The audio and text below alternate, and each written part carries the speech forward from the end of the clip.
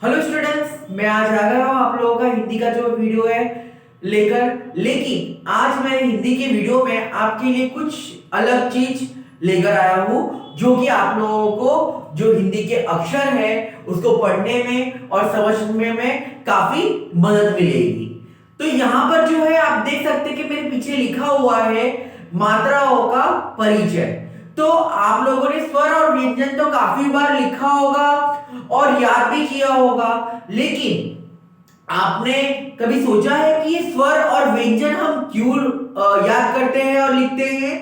क्योंकि हमको जो है स्वर में से मात्राएं और व्यंजन में से अक्षर जो है वो मिलते हैं, और हम इन दोनों को जब इकट्ठा करते हैं तो शब्द तैयार होते हैं। तो यही चीज की मैं जानकारी आपको देने के लिए आया हूं, जिससे क्या है कि आप लोग अपने जो पढ़ना उससे आप लोगों को आसानी हो जाएगा। तो आइए हम शुरुआत करते हैं। तो यहां पर जो स्वर है आप लोगों को पता है कुछ इस तरह से है। अ, आ, ई,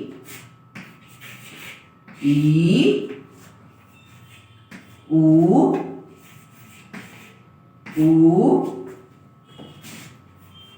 ऋषि, ए,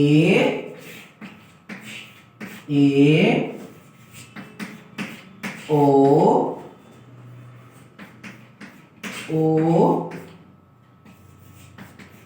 अंग और अह। तो आप लोगों ने देखा यहां पर मैंने स्वर के कुछ अक्षर लिखे हैं, जैसे कि अ, आ, ई, ऊ, ऋषि, ओ, अह। तो ये शब्द हमने लिखे हैं। अब आप लोग ये देख सकते हैं कि इसके अंदर मात्राएं कहाँ हैं। कुछ अक्षरों पे मात्राएं हैं और कुछ अक्षरों पे मात्राएं नहीं है। तो कोई बात नहीं, अगर आपको जानकारी है तो अच्छी बात है, और अगर जानकारी नहीं है तो आइए मैं आपको बताता हूं कि इसके अंदर कौन सी मात्राएं हमको मिलती है। तो सबसे पहले आप देख सकते हैं कि अ है, तो अ पे हम कोई मात्रा नहीं लगाते हैं, तो इसलिए अ है तो अकेला है। फिर सेकंड जो है आ है, आ से आम होता है, तो इससे हमको आ की मात्रा मिलती है, जो कि कुछ ऐसा होता है। ठीक है।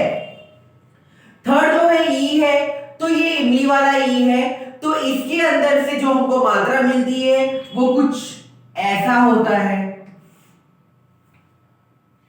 फिर ये ई है, तो इसमें से हमको जो ये मात्रा मिलती है इक्के ई से। और दूसरी बात है कि आप लोगों को मैं बता दूं, जैसे कि ये मात्राएं दो बार आ रही है, तो ये बड़ी है और ये छोटी ही है। अब आप लोग सोचोगे ये बड़ी क्यों है और ये छोटी क्यों है? क्योंकि ये पहले आ रहा है इसलिए बड़ी है, ये बाद में आ रहा है इसलिए ये छोटी है। तो यहां पर बड़ी की मात्रा और छोटी की मात्रा। ठीक उसी तरह से ऊ के लिए ये मात्रा आ जाती है। फिर छोटे ऊ के लिए ये मात्रा आती है। फिर आता है ऋषि। तो जो ऋषि जो शब्द है वो एक ऐसा है कि हम लोगों को ये जो कुछ शब्द है उसके अंदर कहीं कहीं पर हम लोगों को इसके जो ना मात्रा की जरूरत पड़ती है।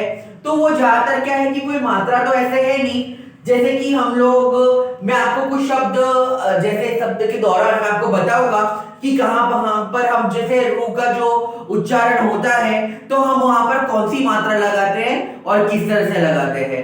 तो आइए रू को छोड़कर हम आगे बढ़ते हैं। तो यहाँ पर ए आया, तो ए की जो मात्रा है वो कुछ ऐसा होता है। फिर है बड़े ए की मात्रा, तो उसमें हमको दो इस तरह से लगाना है। फिर ओ की मात्रा, तो ये लग गया। फिर ओ की मात्रा,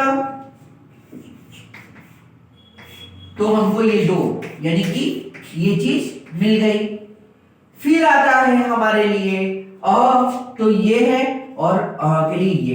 तो आप लोगों ने देखा जो इसमें से मात्राएं निकली है यानी आप लोगों को मैंने जैसे कहा कि हमको स्वर में से मात्रा और व्यंजन में से शब्द मिलते हैं, तो जाके एक हमारा जो व्यंजन में से जो है अक्षर मिलते हैं, तो उनको मिलाकर हमारे लिए एक शब्द तैयार होते हैं।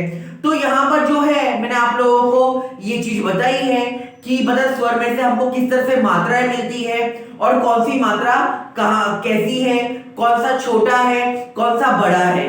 तो ये चीज मैंने आपको यहाँ पर बताई है, जिसका आप लोगों को ज्ञान यानी कि माइंड में होना बहुत जरूरी है। ये आपको बुक पढ़ने के लिए बहुत ही आसान तरीका है। अगर आप लोगों को स्वर, व्यंजन और बाराखड़ी और मात्राएं और दो अक्षर के शब्द, तीन अक्षर के शब्द ऐसे स्टेप बाय स्टेप आप करते रहेंगे तो आपको बहुत ही आसानी होता है हिंदी पढ़ने में। तो ऐसे ही हम लोग जो अक्षर है, अक्षरों में से मैंने स्वर में से मात्राएं निकाल दी है। फिर मैं आपको मेरे नेक्स्ट वीडियो में ये बताऊंगा कि इन मात्राओं को अक्षरों पे जब हम लगाते हैं तो ये कैसे शब्द बनते हैं। ठीक है, तो अभी के लिए आप क्या करें, अपने CW के नोटबुक में ये जो स्वर है, स्वर लिख के और उसके ही बाजू में ठीक उसकी मात्रा लगाकर उसको पहचानने की और समझने की कोशिश कीजिए।